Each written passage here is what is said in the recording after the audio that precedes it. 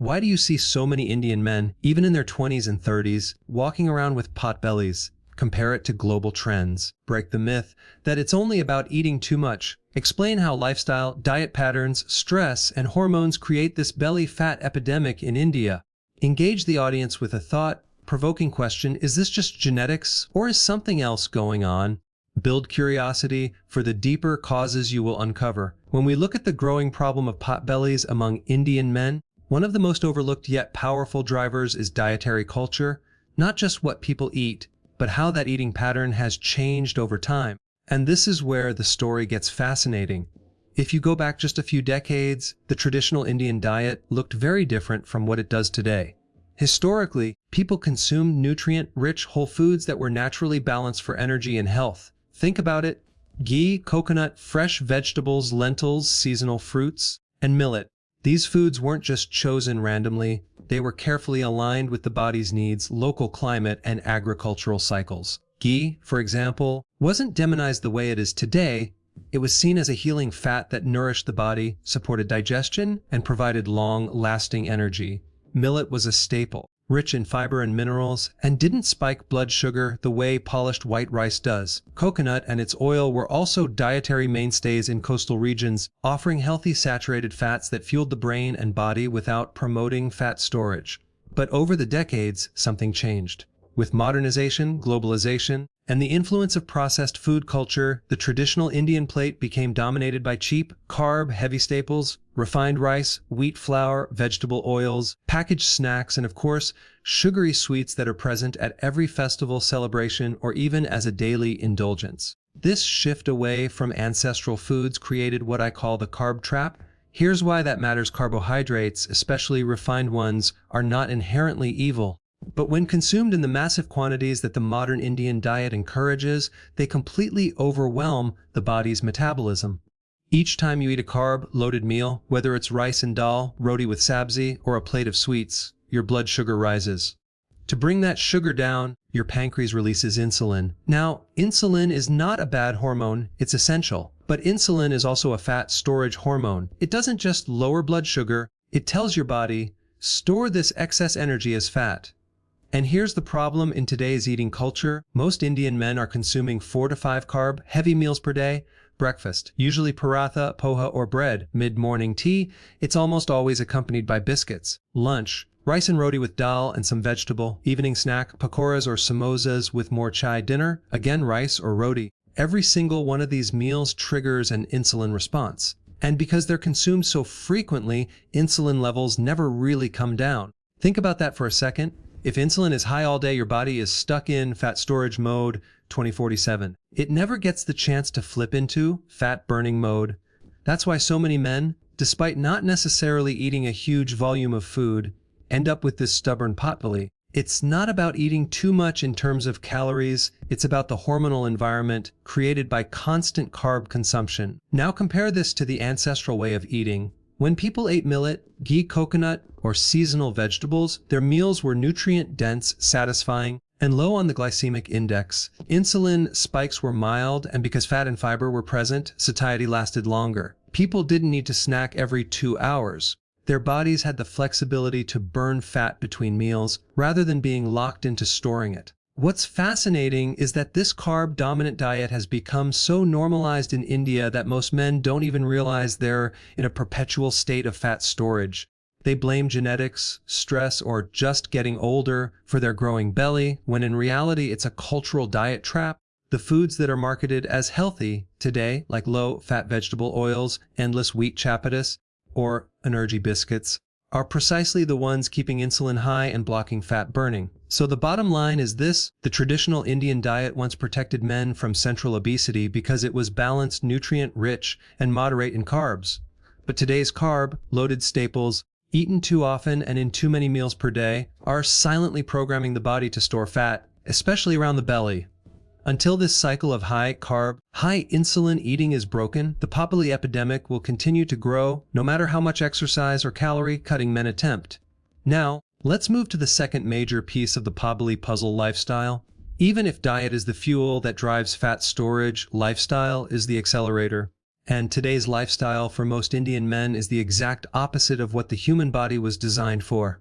Think about the way most people live now. A typical middle class or working professional spends hours each day sitting, whether it's at a desk job, in front of a computer, or during a long commute in traffic. Add to that the evening routine of sitting in front of the TV or scrolling on the phone, and you've got a situation where people are immobile for 12 to 14 hours a day. This wasn't always the case. If you rewind just a couple of generations, the average Indian man's life looked very different.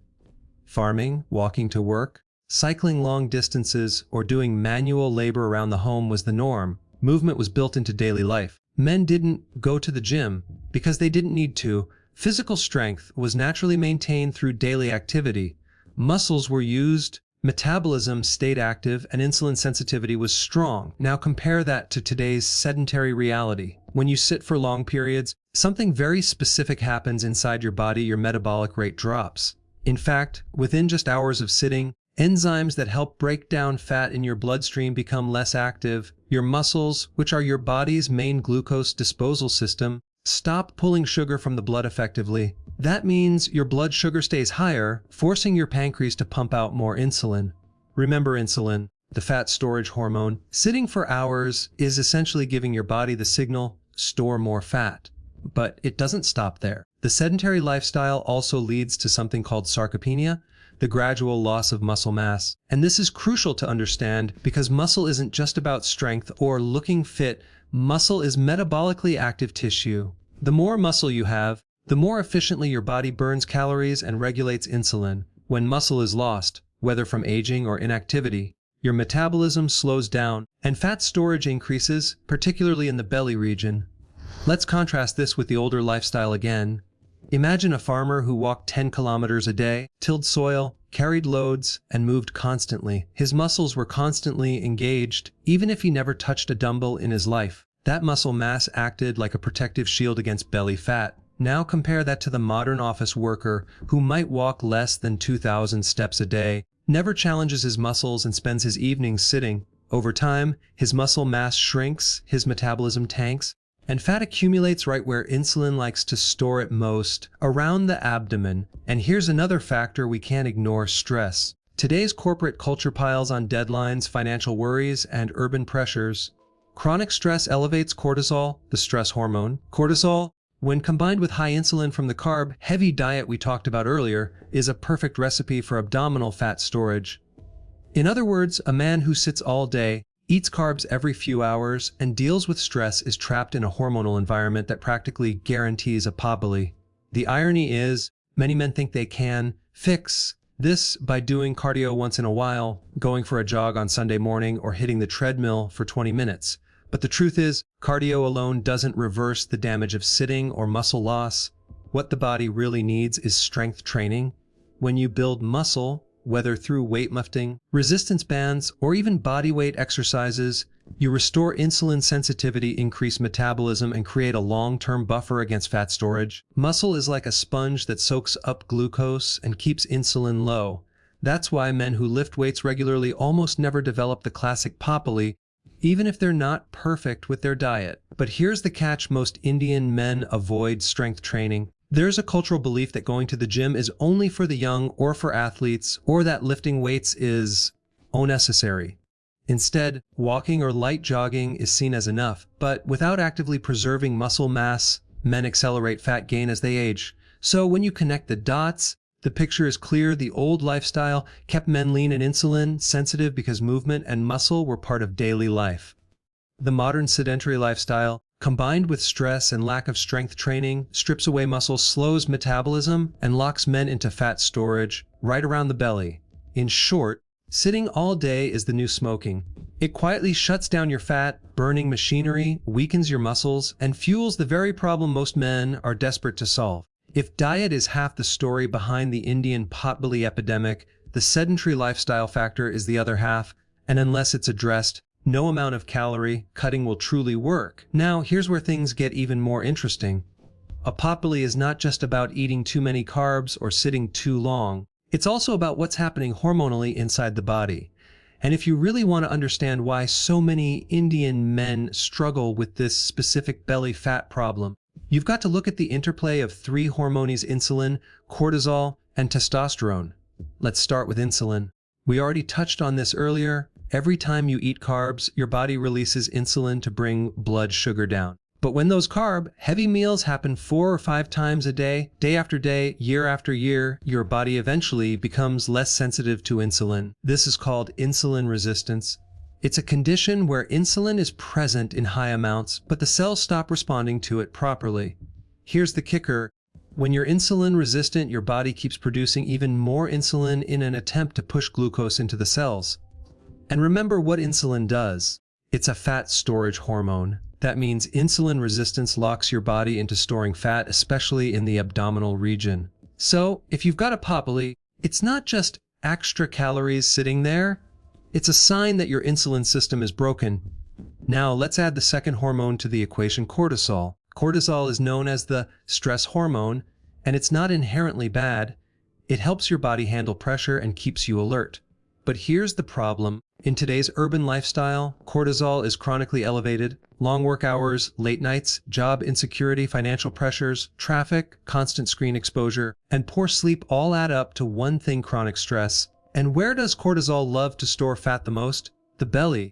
High cortisol increases visceral fat, the dangerous fat that wraps around your organs. This is why two men might eat the same diet, but the one who is more stressed will accumulate more belly fat. Cortisol doesn't just encourage fat storage, it also breaks down muscle. And remember, muscle is your fat-burning tissue. So, a stressed out man with high cortisol ends up in a vicious cycle. He loses muscle, gains belly fat, and becomes even more insulin resistant. Now we come to the third player: testosterone. Testosterone is the primary male hormone that keeps men lean, energetic, and metabolically efficient. It helps build muscle, burn fat, and maintain vitality. But guess what happens when insulin and cortisol are chronically high? Testosterone drops. Here's something most men don't realize: chronic sugar and carb intake lowers testosterone. When insulin resistance sets in, the body produces more of a hormone called HBG, sex hormone binding globulin, which binds to testosterone and makes it unavailable. Add high cortisol into the mix, and testosterone production is suppressed even further. The result: low testosterone. And low testosterone means less muscle, more fat storage, and a weaker metabolism. So now let's put this all together. Insulin resistance tells the body, store fat. Cortisol says, store it in the belly. Low testosterone says, stop burning fat, lose muscle, and make the belly bigger. That potbelly you see in so many Indian men isn't just extra weight. It's a hormonal signal, a red flag that the body's 3 key metabolic systems are out of balance. And here's why this matters. When you see belly fat, it's not just cosmetic. It's not about vanity or looks. It's about metabolic health. That belly is a visible symptom of hidden hormonal dysfunction. It's a warning sign for much bigger issues: type 2 diabetes, heart disease, fatty liver, even early aging. The body is literally showing you on the outside what's broken on the inside. What's even more fascinating is that traditional Indian culture already understood this in a way. Ancient Ayurvedic texts described abdominal obesity as a sign of internal imbalance, particularly in digestion, energy, and hormones. Modern science is now catching up, showing us that a potbelly is not just about calories, it's a hormonal disorder. So the bottom line here is simple: if you're struggling with a potbelly, don't just think of it as fat you need to burn off. Think of it as your body screaming at you, your hormones are out of balance. Insulin resistance, chronic stress, and low testosterone are driving the belly fat epidemic among Indian men. And unless you address these underlying hormonal issues through diet, lifestyle, stress management, and proper exercise, you'll never truly fix the problem. In other words, your potbelly is not the problem, it's the symptom. The real problem lies deeper in your hormones. And once you understand that, you can finally approach belly fat not with frustration, but with clarity and strategy. So far, we've talked about diet, lifestyle, and hormones. But there's another cultural layer that silently fuels the potbelly epidemic among Indian men: the way we celebrate and socialize with food and drink. Let's be honest. In India, food isn't just nutrition, it's tradition, it's community, it's family. Every festival, every gathering, every weekend outing is centered around eating and drinking. Now, there's nothing wrong with celebrating. Humans are designed to enjoy feasts occasionally. The problem is that what used to be occasional indulgence has now turned into an everyday habit. Take alcohol. For example, weekend drinking has become almost a cultural norm in urban India. Whether it's whiskey, beer, or rum, alcohol is seen as the way to relax after a stressful week. But here's what most people don't realize. Alcohol behaves very differently inside the body than other nutrients. When you drink, your liver has only one priority: detoxify the alcohol. That means fat burning completely shuts down until alcohol is cleared. Now imagine this: you're drinking whiskey with soda or beer, alongside plates of fried snacks, pakoras, chips, kebabs. The carbs and fats you eat don't get burned. They get stored directly as fat. And guess where insulin and cortisol love to store it? Right in the belly. Even moderate drinking, say 2 to 3 drinks on the weekend, can stall fat burning for 24 to 48 hours. That's nearly half the week where your body isn't burning fat, just storing it. But it's not just alcohol. Sugar is another big culprit, and in India, sugar isn't a rare treat, it's everywhere. Every festival, Diwali, Eid, Holi, Raksha Bandhan, weddings, centers around sweets. And in many homes, sweets aren't reserved just for festivals. They're a part of daily life: chai with biscuits, mithai gifted by relatives, halwa made at home. In fact, India is one of the highest consumers of sugar in the world. Here's the problem: sugar is pure glucose. It spikes insulin instantly, and when eaten frequently, it contributes to insulin resistance, the very condition that locks fat around the belly.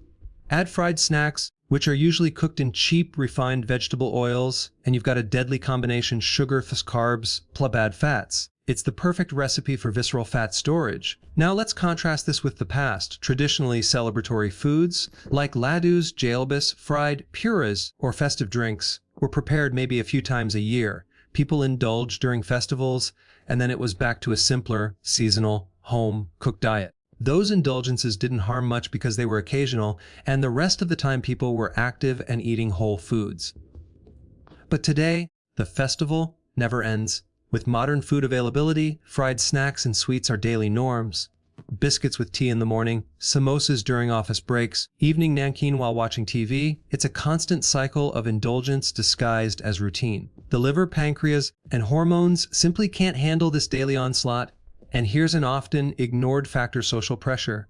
In Indian culture, refusing food or drink at a gathering is often seen as rude. Men feel compelled to join in, whether it's sweets at the office during Diwali or rounds of drinks at a wedding. Over time, this turns into a lifestyle, not a celebration. When you combine alcohol on weekends, sweets during festivals, fried snacks as daily staples, and sugar in almost every beverage, you get a situation where the body is never allowed to rest metabolically. Insulin is high all the time, fat burning is blocked, and the belly becomes the storage tank. So here's the takeaway: the problem is not that Indian men celebrate too much. The problem is that celebration has become daily life. What used to be special and rare is now routine, and the body simply wasn't designed to handle that level of sugar, alcohol, and fried foods day after day. The solution is not to give up traditions or stop celebrating. It's to bring back the balance. Enjoy festive foods during festivals, not every day. Have a drink occasionally, not every weekend. Treat sweets as rare pleasures, not daily staples. When you do that, you return to a rhythm where the body can burn fat, balance hormones, and keep the belly in check. Now, let's tackle one of the most dangerous myths surrounding potbellies in India: the idea that they're harmless. For generations, belly fat in men has been brushed off as normal, or even celebrated as a sign of prosperity and success. In some families, a man with a large belly is seen as someone well-fed, well-off, and financially secure. You'll even hear people joke, "If you don't have a tummy, are you even married?" But here's the harsh reality: that potbelly is not a badge of prosperity. It's a warning sign of disease. And the longer it's ignored, the more dangerous it becomes. Let me explain. A potbelly is not just fat under the skin. It's largely visceral fat, the fat that accumulates deep inside the abdominal cavity surrounding your organs. This is the type of fat that's metabolically active, releasing inflammatory chemicals, disrupting hormones, and putting massive strain on your liver and pancreas.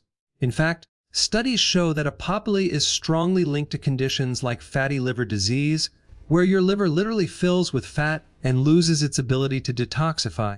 Prediabetes and diabetes, where insulin resistance gets so advanced that blood sugar can no longer be controlled. Heart disease and stroke, because belly fat fuels chronic inflammation and damages blood vessels. So, the very thing that society laughs off as harmless is actually a silent alarm bell for the three biggest killers in modern India: fatty liver, diabetes, and heart disease.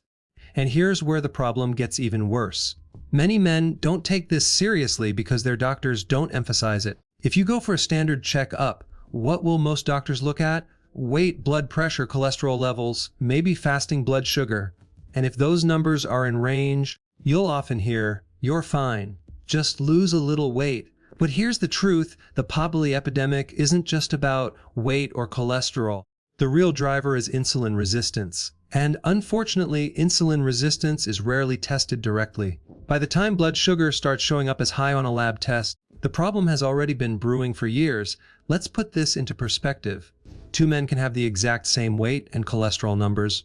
One has no belly, and the other has a large belly. Which one is at higher risk? The man with the belly, every single time. Why? Because that belly is a visual marker of insulin resistance. His cells are no longer responding properly to insulin, his liver is likely filling with fat, and his pancreas is working overtime to pump out more insulin just to keep things in check. But most doctors don't say that. They focus on losing weight as a general solution or prescribe medication to lower cholesterol. That might make the lab numbers look better, but it doesn't fix the underlying problem: the fact that high insulin is driving fat storage and setting the stage for chronic disease. This medical blind spot is one of the biggest reasons Indian men continue to ignore their potbellies. If doctors aren't warning them, and society treats it as normal, why would they think it's urgent? By the time symptoms show up, fatigue, blood pressure, spikes, high sugar, it's often too late. The belly that was once joked about has already progressed into fatty liver or full-blown diabetes. Contrast this with how belly fat should be viewed: as a visible red flag. Unlike clogged arteries or fatty liver, which you can't see, your belly is right there in the mirror every morning. It's your body giving you a free diagnostic sign: your metabolism is broken. Fix it now. The truth is, belly fat is one of the most predictive risk factors for chronic disease. Waist circumference is actually a stronger predictor of health outcomes than BMI or even weight itself. Yet, how often do you hear a doctor measure a patient's waistline and say, "This belly is your biggest health risk"? Almost never. So here's the bottom line: the Potbelly epidemic persists because of a dangerous combination: social acceptance and medical neglect. Society tells men it's normal. Doctors focus on the wrong numbers. Meanwhile, insulin resistance goes unchecked, silently wrecking the body from the inside out. If you're listening to this and you have a potbelly, don't shrug it off as genetics, age, or prosperity. Don't wait for a lab test to scream diabetes. The belly itself is the message. It's not just fat, it's a hormonal, metabolic signal that your body is in trouble, and ignoring it could be the biggest health mistake of your life. We've uncovered the roots of the potbelly epidemic: diet traps, sedentary lifestyles, hormonal imbalances, cultural habits, and medical blind spots. But now comes the most important part: what can you actually do about it? The good news is this: reversing a potbelly is absolutely possible, and you don't need to starve yourself, spend hours in the gym, or rely on medication. The solution lies in fixing the root problem: insulin resistance. Once you improve insulin sensitivity, your body naturally starts burning fat, especially belly fat. Let's break this down step by step. 1. Intermittent fasting. Let insulin drop. One of the simplest and most powerful tools is intermittent fasting. The problem with the modern eating pattern is not just what you eat, but how often you eat. Snacking every few hours keeps insulin high. By reducing meal frequency, say, from 45 meals a day down to 2, you give your body time to lower insulin and switch into fat-burning mode. Even starting with a 12-hour fast overnight, then gradually moving to 16 hours can make a huge difference too.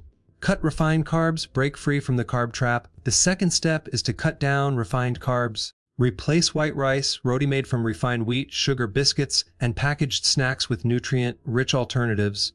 Bring back ancient grains like millet. Eat more leafy vegetables, and focus on low glycemic foods. This doesn't mean you never eat rice or roti again, but make them occasional, not the centerpiece of every meal. Each time you lower carbs, you lower insulin, and that's when belly fat starts melting. 3. Increase protein and healthy fats. Stay full. Burn fat. Here's where most Indian men make a mistake: they avoid fats and skimp on protein. But your body needs both. Protein builds and preserves muscle, which directly boosts metabolism. Healthy fats like ghee, coconut oil, nuts, seeds, and avocados keep you satisfied, stabilize blood sugar and reduce cravings. Don't fear these foods. They actually help your body burn fat by keeping insulin low. 4. Move daily. Walking is medicine. Exercise doesn't need to be complicated. Start with something as simple as walking. Walking 8,000, 10,000 steps daily improves insulin sensitivity, reduces stress, and keeps your metabolism active. Think of walking as medicine. It's free, accessible, and effective. Use commutes, lunch breaks, or family time to build it into your routine. 5. Build muscle resistance. Training is non-negotiable. If you want lasting belly fat loss, you must protect and build muscle. Why? Because muscle is your fat-burning engine. The more muscle you have, the more glucose your body can handle without spiking insulin. Start small, push-ups, squats, planks at home. Then gradually add weights or resistance bands. You don't need a gym membership to get results. Just 2 to 3 short sessions a week can transform your metabolism. 6. Fix sleep and stress balance hormones. Remember cortisol? If stress and poor sleep remain high, belly fat will stick around no matter how well you eat. Aim for 78 hours of quality sleep, reduce late night screen time, and build stress relief habits, meditation, prayer, deep breathing, or even a simple evening walk. When cortisol comes down, testosterone rises, insulin improves, and fat burning accelerates. 7. Cut alcohol, the belly's best friend. If you're serious about reversing your potbelly, alcohol has to go, or at least be drastically reduced. Even moderate drinking blocks fat burning for hours. Combine it with carbs, and you've got the perfect belly fat formula. Save alcohol for rare occasions, if at all, and watch how quickly your body starts burning fat again. The speed of transformation. Here's the inspiring part. When Indian men actually make these changes, results come faster than they expect. Why? Because belly fat is very responsive once insulin resistance improves. In just a few weeks of intermittent fasting, cutting refined carbs, and adding resistance training, many men see their waistlines shrink, energy rise, and blood sugar normalize. Within months, potbellies that seemed impossible to lose begin to flatten. And remember, this is not just about looking better in a shirt. It's about reclaiming your health, protecting your liver, reversing prediabetes, and preventing heart disease. The call to action. So here's my message to every Indian man listening. Don't accept the potbelly as normal. Don't laugh it off, don't hide behind culture, and don't wait for a doctor to tell you it's a problem. The potbelly is not a sign of prosperity, it's a sign of imbalance. And the power to fix it is in your hands. Reclaim your health, reclaim your energy, reclaim your body. Because when you do, you don't just lose a belly, you gain back your future,